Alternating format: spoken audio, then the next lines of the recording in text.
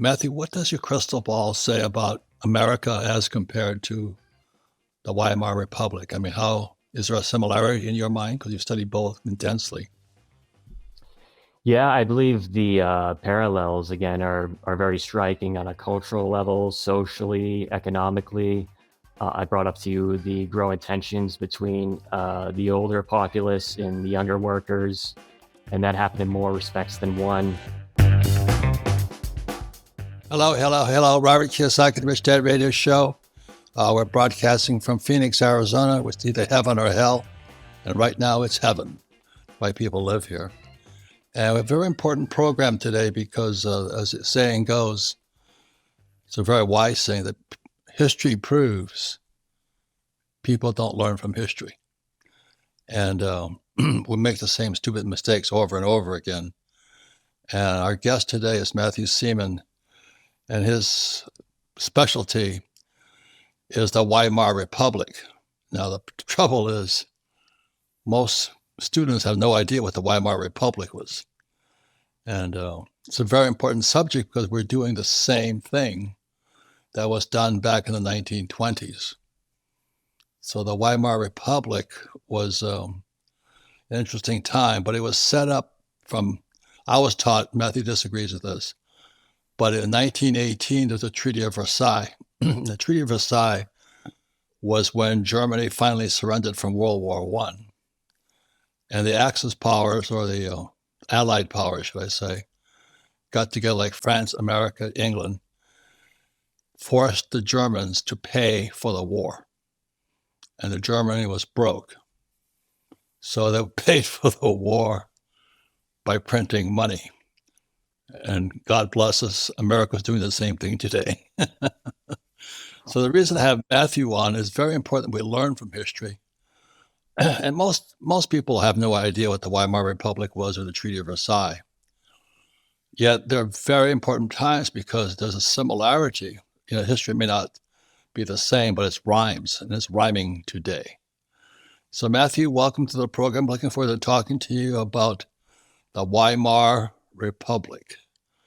So Yes, thank you, Robert. Looking forward to talking about this subject as well. yeah, why is the Weimar Republic so important?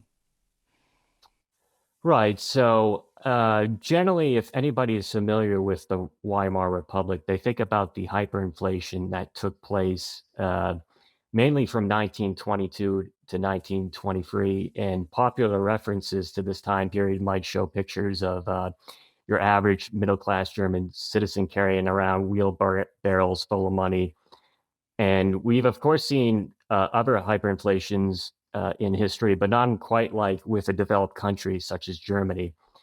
And the academic consensus, I would say, for the most part, is that economists would say the hyperinflation was partly triggered, and maybe even mostly triggered by Article 231 of the Versailles Treaty, which stated that Germany was chiefly responsible for World War One, starting the conflict, and that the Allied powers, so the U.S., France, and Britain, got together and agreed that Germany should pay reparations for the damages inflicted on the Allied powers and other nations as well. Right. So the 1980 Treaty of Versailles was the Allied powers got together and said, Germany, you pay for the war. Simply as that. Correct. And Yeah. that Germany didn't have any money. So they said, well, let's just print as much money as we can. We'll pay for the war. Now, this is the most important part, the reason I wanted Matthew on this program. The Weimar Republic led to the rise of a man named Adolf Hitler. So the history isn't the same, but it rhymes. So Hitler then took us into World War II, 1939, with the attack on Poland. And they lowered the interest rates again in America. And it's going to set up hyperinflation in America now. So exactly what happened back with Matthew is a student of the Weimar Republic, we just call it the American Republic. Because we're going to start lower the interest rates in America, they're going to print. And when you print, you have hyperinflation. And when you have hyperinflation, the rich get richer, the poor middle class get poorer. So that's why I was really excited about Matthew at the New Orleans Investment Conference on mining. I own gold mines and silver mines. And we're doing the same thing, right? I mean, isn't there a correlation between what happened in the Weimar Republic, too much printed money? You know, the story is the favorite story I heard from Weimar Republic was this person goes to the supermarket with a wheelbarrow full of money, and they stole the wheelbarrow and left the money. I don't know if that's true or not, but it makes me laugh anyway. And we're doing the same thing today. So Matthew, take away. Tell us what you know. Absolutely. I agree. In fact, there are anecdotal accounts from memoirs of the time where some people had chosen to use the, wheelbarrow sizes of money to heat their homes rather than, use it to pay for coal because it was more efficient just to heat your home, burning, billion paper marks worth of money. And it did have quite a negative pessimistic effect, especially for the holders of German bonds, because one of the reasons why I like to start with discussing the Weimar hyperinflation all the way back to the start of World War I was that the German government had decided to pursue a fiscal policy that was remarkably different from England and the other Allied powers, because England, although it did not totally rely on taxation to finance its armaments industry and other expenditures that it needed to fight the war against Germany. Germany almost solely relied on borrowing. And the banking law that had been instituted back in the 19th century to create the Reichsbank had stated that for all the notes that the Reichsbank issued to the public, a third of them had to be backed by gold, right? And that was the case up until 1914. I mean, there were other banks in Germany that had legal authorization to issue currency, but it was very minuscule compared to the Reichsbank's ability to print base money, what economists would call base money. But in 1914, at the start of the war, what the German finance ministers and the government decided was to change the law that was requiring all its notes in circulation to be backed by at least a third of them to be backed by gold, to creating subsidiaries of the German Reichsbank that issued loan bureau notes. And so that was a tricky way for the government to get around having to back all its notes in circulation with at least a third of gold. So it was, I would say, the first step, at least in the general history of the hyperinflation, to where the government was creating money that was backed less and less by physical commodities and in hard assets. So are you saying that the Reichsmark, which was the currency of the time, was backed by gold initially?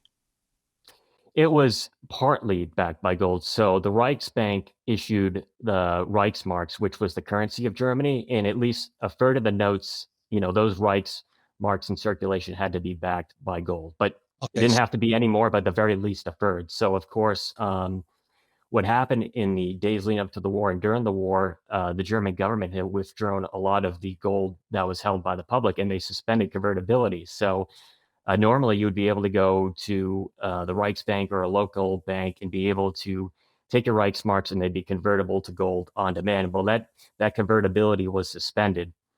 And on addition to, go ahead. Again, history doesn't repeat, but it rhymes. So in 1971, President Nixon took the dollar off the gold standard, which allowed America to print as much money as we want. And today, I would say America is one of the biggest debtor nations in history. We're $38 trillion in debt. And Chairman Powell of the Fed, which is a Marxist organization, just allowed us to lower interest rates again. So we're going into QE, quantitative easing, again. And again, when you lower interest rates and you print money, the rich get richer, poor middle class get poorer.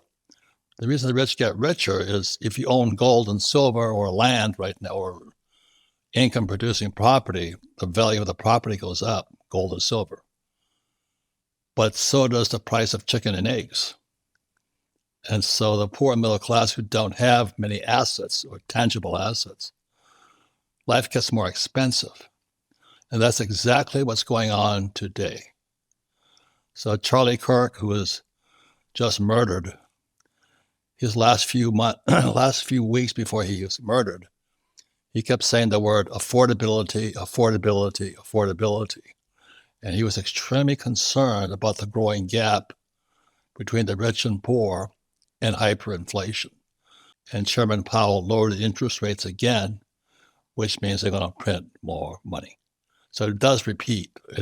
It's not carefully, but it rhymes, and we don't learn from that. So what else happened during the Weimar Republic? It's a very important time.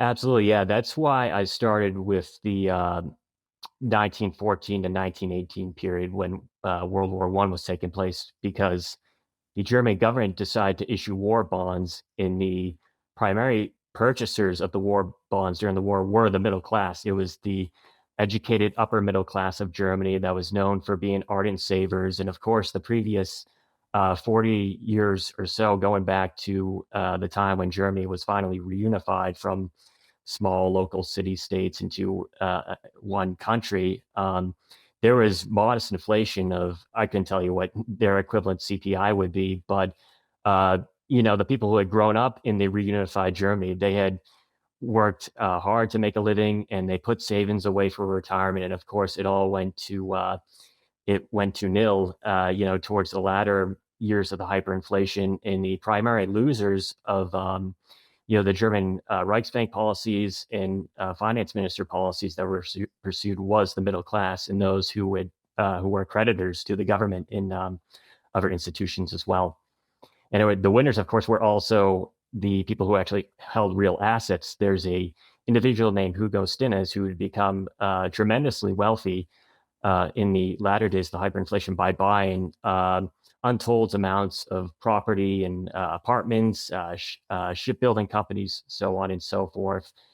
And, there was definitely a resentment that had built up between, you say the younger generations. For us, that would be millennials or Gen Z, perhaps Gen Alpha coming up. And, they're equivalent to the older generations that had saved and worked hard. But the younger people who had started investing in stocks that were available at the time, which was very common, particularly in 1920 and 1921. They did well, while people who worked hard their whole life, they end up growing in jealousy and greed, and just getting upset that their neighbor who hasn't learned the hard lessons of life is doing really well. So we're repeating. And Yes. hyperinflation, some of the pictures I've seen is kids put together some Reichmark as a kite, and they're flying this kite made of Reichmark, millions in Reichmark. And another picture is a woman using the Reichmark to keep her house warm by burning it. And again, my concern is it's going to happen again. History may not repeat, but it rhymes. So again, in 1971, Nixon took the dollar off the gold standard, which made the dollar debt, and then they could print as much as they wanted. And what Nixon violated was the Bretton Woods Agreement in 1944, which ended World War II. So the Reichsmark, the Weimar Republic, and then the Bretton Woods Agreement in 1944 was to stop that shit. So when Nixon comes to office, because we were fighting wars on two fronts, we're fighting the war on poverty, and we're fighting the Vietnam War. And so the only way we can pay for it is take the dollar off the gold standard and decide to print. And we're there again, right, Matthew? Yes, and of course, this was the year prior to an election year, 1972, when Nixon tried to he did pull the original Bretton Woods standards by taking the dollar off a gold exchange. So I think you're spot on about that. And there's more parallels we'll get to, I'm sure, later in the show about how the Reichsbank managed its discount rate and started discounting private debt on top of treasury bills and so on and so forth, much to at least similar in some ways to what the Federal Reserve policy is concerning monetary operations. Yeah. So we come back, we're going to ask Matthew, who is an expert on the Weimar Republic. And the reason the Weimar Republic is so important is it gave rise to a man named Adolf Hitler. And when Adolf Hitler came to power, they ended World War I, but the Weimar Republic gave rise to Hitler, started World War II, and millions and millions and millions and millions of specifically Jews were murdered in concentration camps, the Holocaust. And we're doing the same thing. We're doing the same thing again. So when we come back, we'll be talking to Matthew Seaman, expert on the Weimar Republic. What a person can do today to not be driving around with a wheelbarrow full of US dollars. We'll be right back. Let me speak directly to you for a moment, because if you have been paying attention, you know this economy is not healthy. Debt is soaring, the dollar is losing strength, and the AI stock bubble is inflating so fast that even Wall Street is warning investors to slow down. While that happened, gold and silver broke all-time records. Gold over 4,300, silver doubling past 60. Markets do not move like that unless something deeper is shifting under the surface.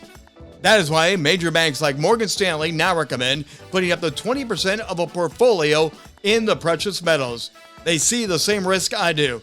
The question is not whether the system will shake, it's whether your retirement can survive. My audience has been treated well by Priority Gold. They have thousands of 5-star reviews, and Forbes ranks them as their top gold IRA partner. In a fragile economy, trust matters. Their gold and silver info guide walks you through 3 simple steps to add gold and silver to your IRA or 401k tax and penalty free.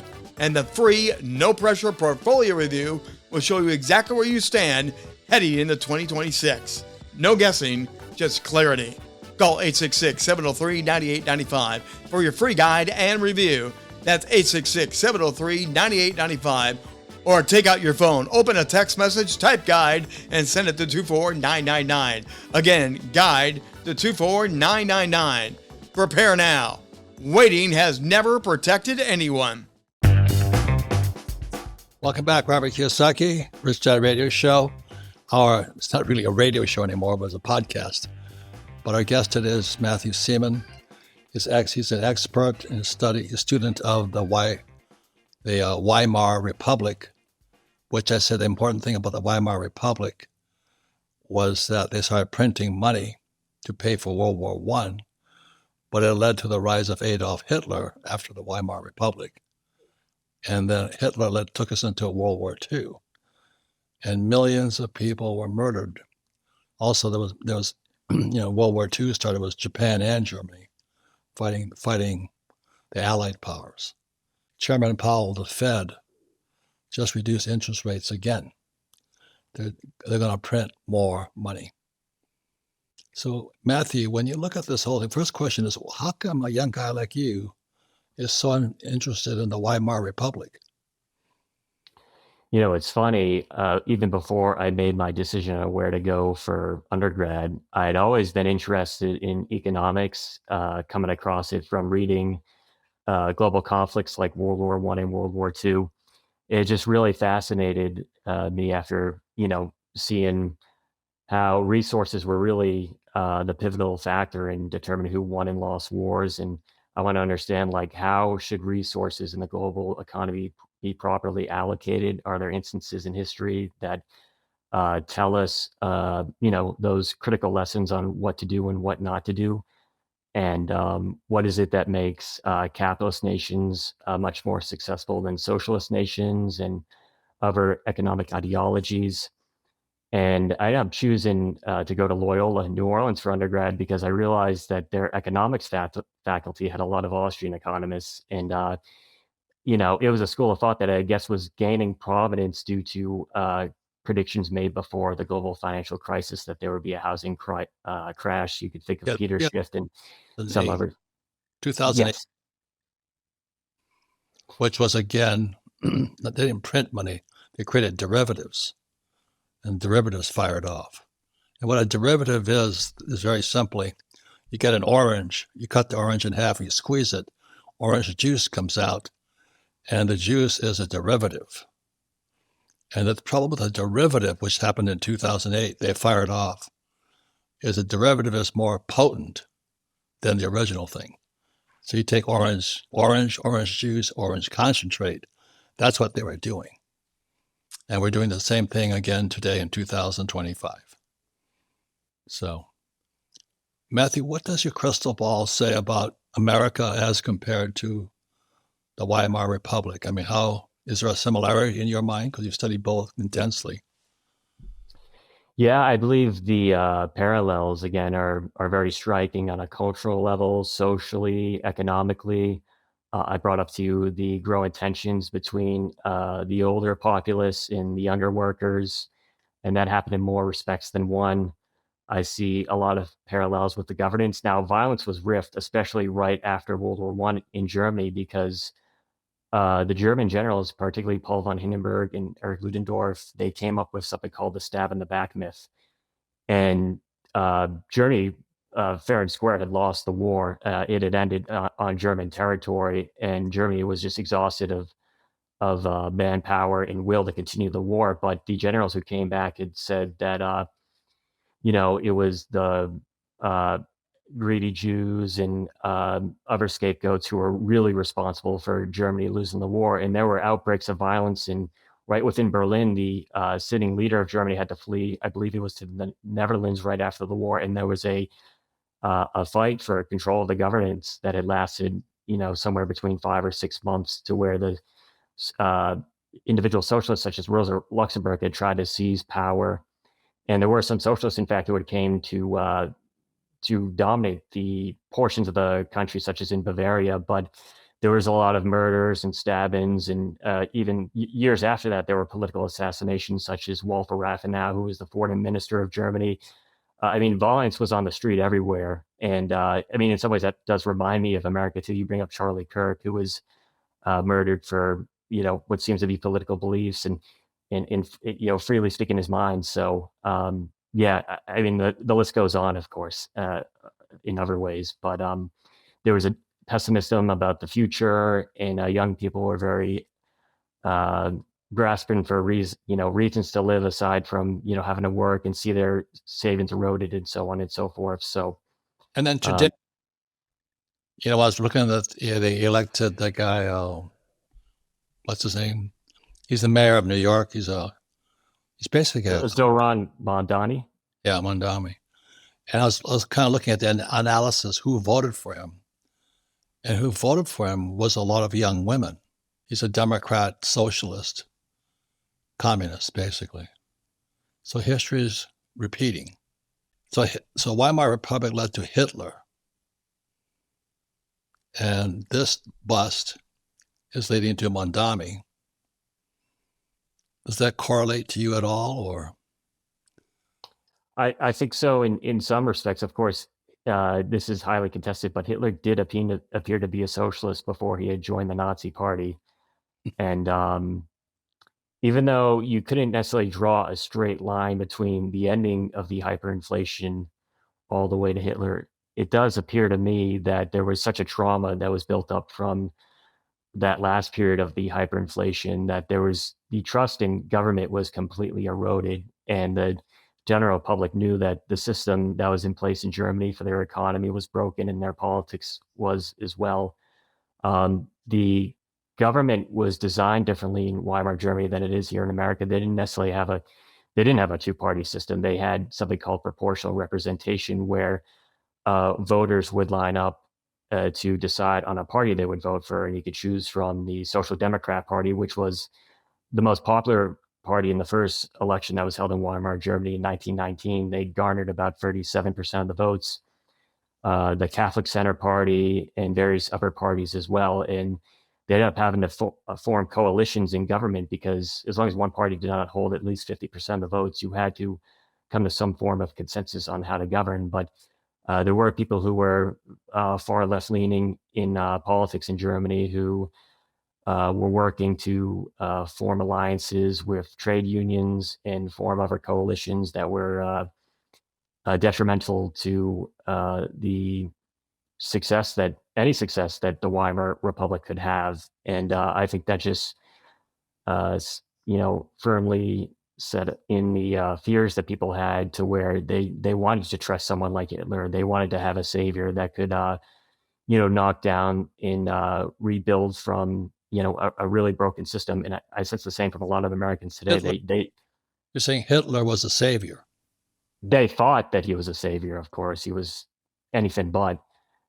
But the zeitgeist of the time was that the people thought, Hitler was the best solution, and they were absolutely hoodwinked and totally deceived in thinking that. But when desperate times fall on people, I mean, I think mainly during the Great Depression, and this is, from Germany, they had the majority of their bank failures in 1931, but the person who was the chancellor, Heinrich Brüning, he tried to do the opposite of what the politicians and rulers had done in Weimar Germany during the peak of their hyperinflation years earlier. He tried to cut back on welfare spending, unemployment assistance, and so on and so forth. But the people wanted to have none of that. And I think they had been conditioned from... The people wanted socialism. Yes. And this is the part that kind of concerns me, is that history doesn't repeat, it rhymes. What lessons are we missing from Matthew? Because you're the expert on the Weimar Republic. What lessons is the world not getting? Yeah, I mean, I think you've kind of already hit the nail on the head that we don't learn from history because we don't make the effort to read it and study it. And I think for a lot of the younger people who are, still in schools, history is one of those, dull and boring subjects that, is really for people who are odd or weird or whatever. But, history, even though it doesn't exactly repeat, as you said, we have those parallels in place in resemblances that could be a good gauge or a guide to, what's in store for America in the future. And I'm not a prophet or anything. There's people within the debates on what the Federal Reserve is doing who say, we're in danger of hyperinflation, which I think there's a substantial chance, perhaps years down the road. I wouldn't put a date to it, of course, that could happen, or you'd have a deflationary depression. Either way, I think the outcome is the same for the, people who are caught with their pants lying down. The people who don't study in history, they're not going to see that these sort of things are on the horizon, and they're going to be caught off guard who didn't pay attention to the signs of the times. Yeah, the corollary or the relationship I see is that the woman or the man with a wheelbarrow full of Reichsmark going to the store, and somebody stole the wheelbarrow, left the Reichsmark on the ground, or the person burning Reichsmark to stay warm, or kids flying a kite made out of Reichsmark. But today it's a little different. What it is they say that living for most Americans, I think our credit card debt's an average of $3,600 at 20% interest. So the average American is like in trouble. And they said living paycheck to paycheck is a luxury. Today they live paycheck, credit card, paycheck. So it's in my seeing too much there. I mean, I see the same thing happening. It's just they didn't have credit cards, I don't think, during the Weimar Republic. But today we have credit cards. So we don't see the people with wheelbarrows full of fake money. Yeah, absolutely. I think the fact that most payments are done electronically is a good way to mask, the gradual erosion of the dollar as a store of value. And, I agree with most people that the system is broken, but we need to be circumspect about, any proposed solutions and be watchful about, what is being peddled as orthodoxy or sound monetary policy. Yeah. And one of the problems with printing money, it always leads to war. And we're on the verge of it right now. So anyway, Matthew, I want to thank you.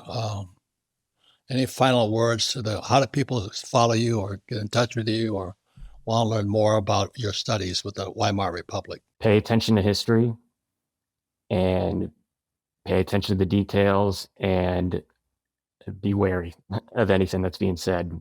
Be curious, diligent to find the answers for yourself, and don't rely on someone else telling you what the answer is. So Matthew, I thank you. I thank you for contributing to the Rich Dad radio show and sharing your information. Well, history proves that people don't learn from history. And I'm really concerned right now because I think we're going into hyperinflation right now with what happened last week with Jerome Powell and the Fed. So Matthew, I thank you. So where was that? Where's your paper held, or how do people get a touch of it? It's the Louisiana State Library. There's a digital copy. I can provide you a link after the show here, and that way people can access it in the comments section or description of the video. Yeah. So please, go to get it, check out, read it, learn from it, learn from history. What Matthew found out, because what happened in the Weimar Republic was the rise of Adolf Hitler, and that cost a lot of people a lot of lives. So Matthew, thank you very much, and bless you for your study. Thank you so much. It's been a pleasure talking to you, Robert. Fascinating. Anyway, we'll be right back with a final word from myself and on the Rich Dad Radio Show. We'll be right back. Thank you again, Matthew. Thank you.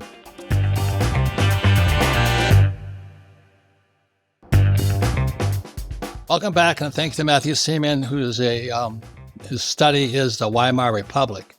So you ask yourself, what does this mean to me? Like I said, the Weimar Republic was formed for the end of World War I, but it gave the rise to Adolf Hitler, which created World War II. And the thing I'm concerned about right now, if you really want to see what Hitler did, is I had the ability to travel to Auschwitz and to see the ovens and see what Hitler did to the Jews. And from Hawaii, the 442nd Infantry Battalion, they're all Japanese. They fought in Europe, and they freed Dachau, another one of the POW camps. So the reason I'm concerned about what Matthew is talking about is we're doing the same thing. And the difference is we can't see it. We don't see wheelbarrows. We see credit cards instead. And the average American today is carrying a $3,600 balance on the credit card at 22% interest or something. So we're not burning Reichsmark. We're not flying kites with it. And we're not doing those things. But history is repeating right now. So please be careful. Jerome Powell, this is 2025, just reduced interest rates again. Means hyperinflation is right around the corner. So it's going to take more and more money to buy less and less. The good news is the rich will get richer because they have true assets. If you have gold, silver, or Bitcoin, you'll get richer. You own income-producing real estate, you get richer. You have cattle, you get richer. But if you have an ordinary job with a 401k, you'll probably get poorer. So I thank you for listening to the Rich Dad Radio program. And please keep studying, keep learning, and know that history doesn't repeat, but it does rhyme. Thank you very much.